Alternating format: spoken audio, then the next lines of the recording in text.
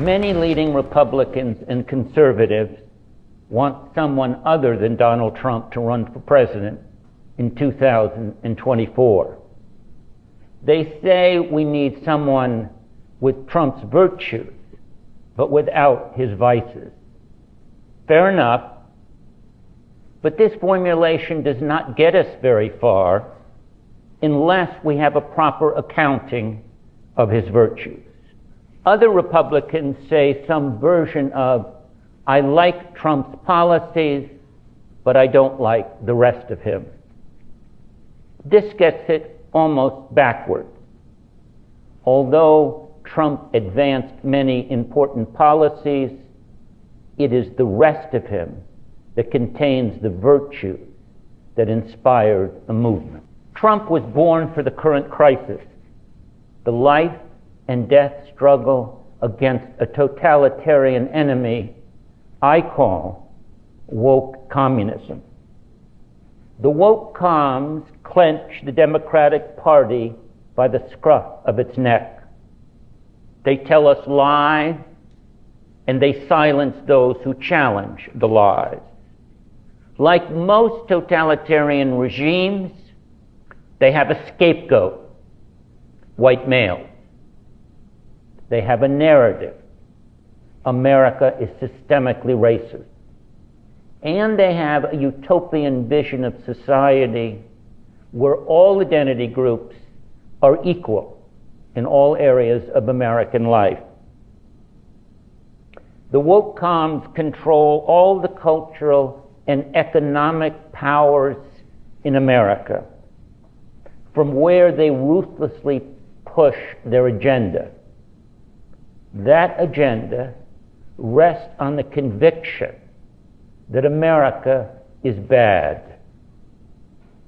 As Trump once said, their goal is not to make America better. Their goal is to end America. Make no mistake, we are in the midst of a cold civil war. Trump awakened the public to this fact. You cannot win a war unless you know you are in one. Trump's critics say he caused or exacerbated the divide in this country. No, he didn't. He revealed, not caused, an existing divide. In war, you must make a stand. For that, we need strong men. Weak men do anything to avoid admitting the hardest truth because they lack the resolve to do what truth demands of them. Trump is a manly man. In present time, when manhood is being stripped of its masculinity, traditional manhood, even when flawed, is absolutely essential. Trump ripped apart people he thought were weak. Sometimes he went overboard. But his supporters excused his excesses because strength is in such short supply. Trump plays to win. When you're in the right, you have a moral duty not just to fight, but to win. And sometimes that means doing distasteful things. There are no clean hands in a fist fight. If there is one thing people know about Donald Trump, is that he, unlike the woke comm, loves America and wants to preserve the American way of life. Trump is unreservedly, unquestionably pro-America. He makes no apologies for America's past.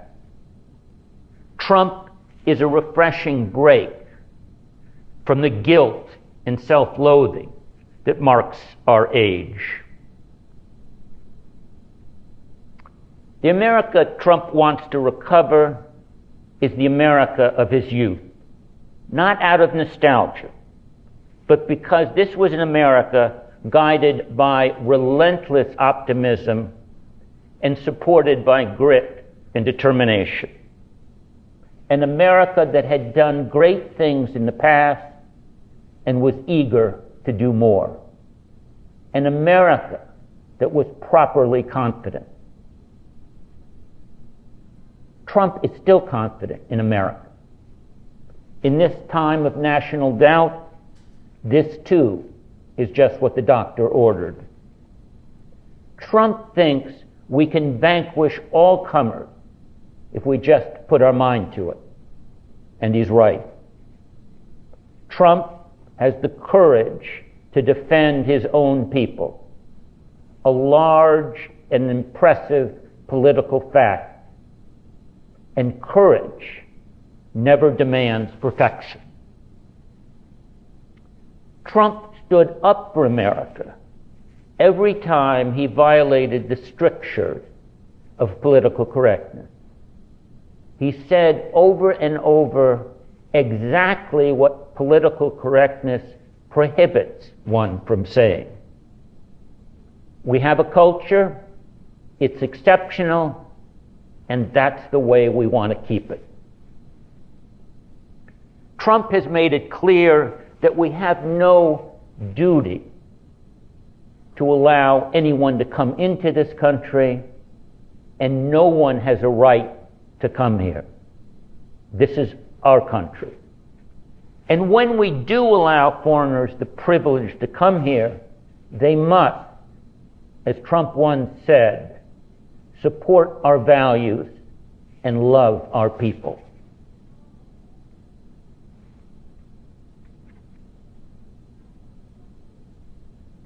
Trump said Haiti is a shithole, and that Representative Maxine Waters has a low IQ.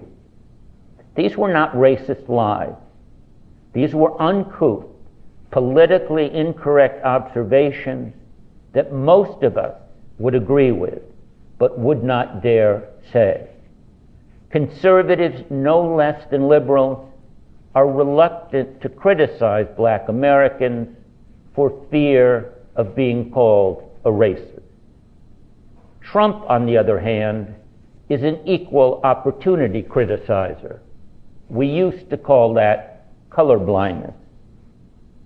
From morning to night, we were told that Trump is a racist.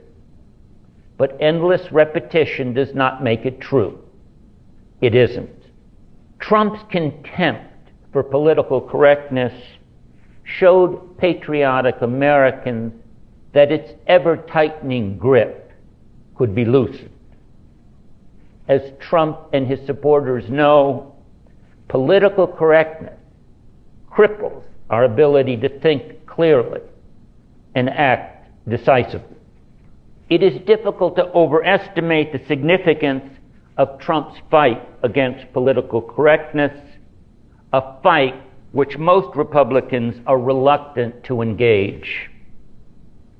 Only if Americans and their leaders stand up to political correctness and show it the contempt it deserves is there any chance of preserving the American way of life.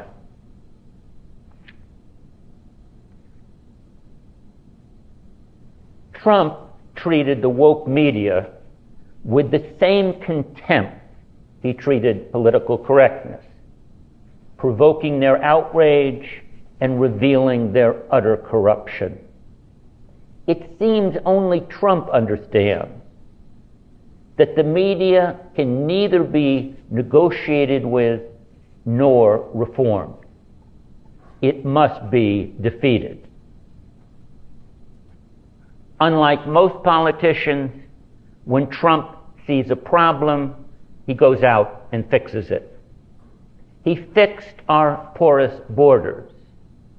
He moved our Israeli embassy to Jerusalem after decades of inaction. He eliminated hate America critical race theory in his administrative agencies. He developed a vaccine in record time.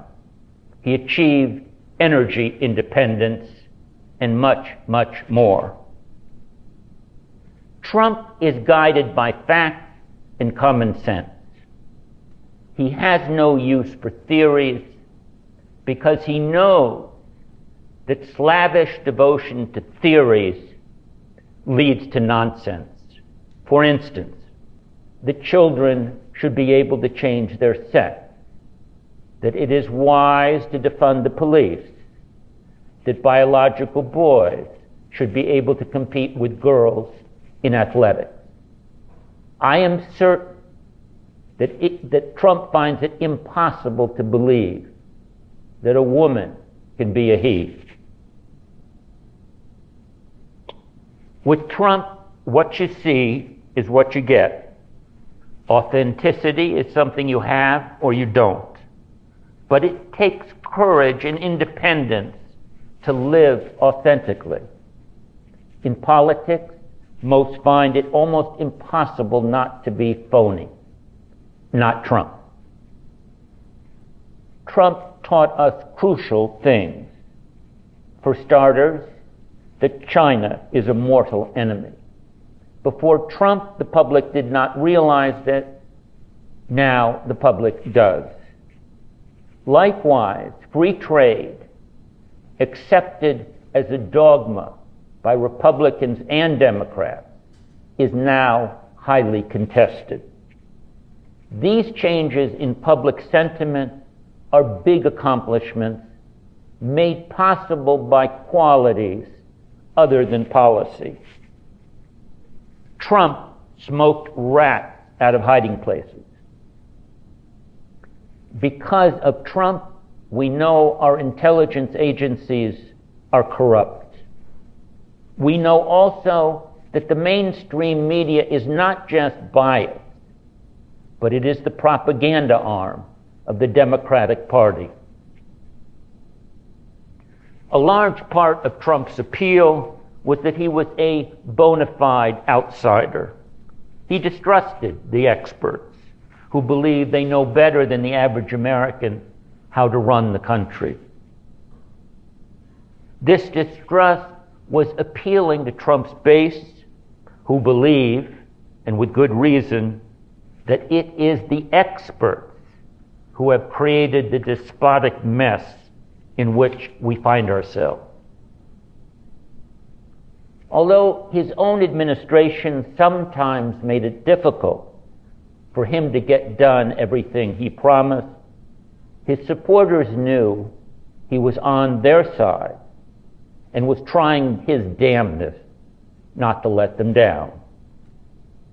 Against the advice of most in his party, Trump has not let go of the claim that the 2020 election was stolen from him. His base backs him, and well they should. They know that Republicans will lose all future elections until they get to the bottom of the last one. Trump connected to his audience as Reagan did, because each spoke as a citizen to fellow citizens, without a trace of condescension. It wasn't an act, and Americans knew it. Trump may not have worked on a construction site, but he knew his way around one. One can imagine him trading bawdy jokes with his construction workers. Other presidents have represented the middle class, but none with Trump's common touch. Trump understands, as does the outsourced American worker, that a cheap smartphone is no replacement for a job and a life that it supports.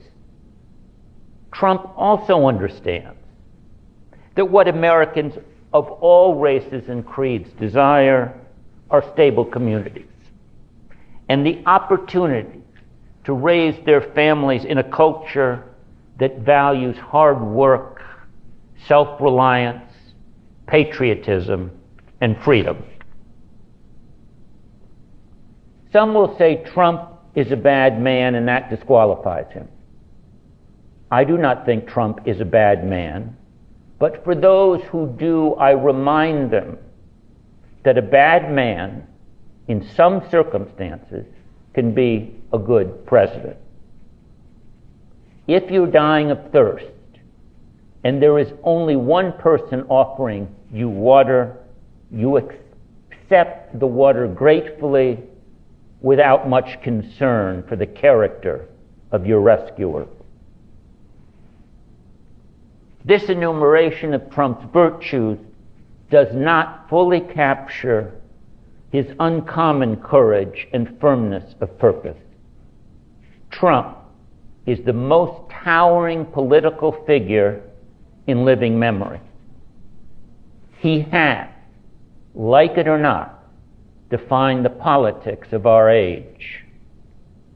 In 2016 and 2020, he was the political leader most fit to lead in our warlike circumstances.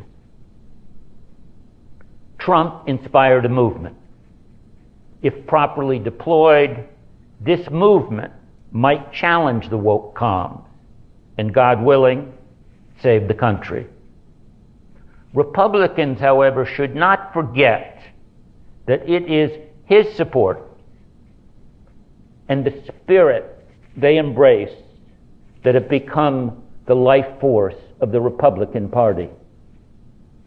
Among the talked about alternatives to Trump, I have not yet seen anyone who possesses or even fully understands Trump's virtues. Nor have I seen anyone with his backbone and fortitude. One does not appreciate the strength of relentless gale force winds until one is in the eye of the storm. I am not suggesting that it is time for everyone to make way for Trump. Rather, that it is much too early to throw him overboard. If Republicans do choose another leader to lead the Trump movement, they must do so in full confidence that he will embody Trump's virtues. If not Trump himself, his virtues must be the standard by which we judge other candidates. Thank you.